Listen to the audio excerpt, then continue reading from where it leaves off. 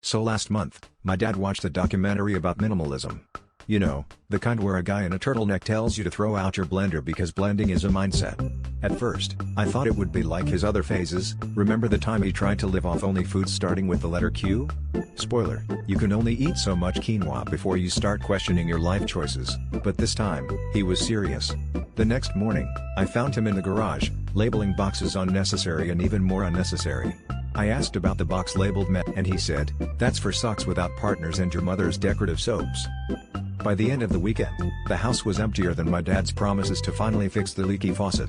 Gone was the dining table, the coffee mugs, and every single throw pillow, which he claimed threw off his chi. The only things left were his battered recliner, the TV, a single remote, and, for some reason, a plastic fork taped to the wall. I asked if he forgot to sell the fork, but he replied, "That's my emergency utensil." Minimalism doesn't mean unpreparedness. He started calling the house his Zen den with premium seating.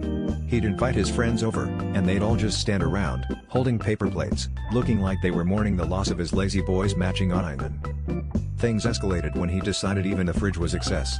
Now, he keeps all his food in a cooler labeled Zen Snacks, which, upon inspection, contained only celery and a single can of ginger ale.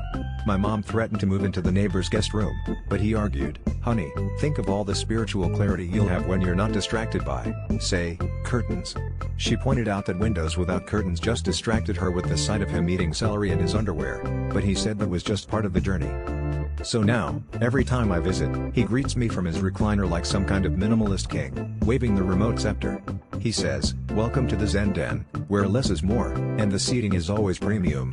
I asked if he missed anything from before, and he just grinned and said, "Nah, but I do wish I'd kept at least one extra chair. My social life is now standing room only."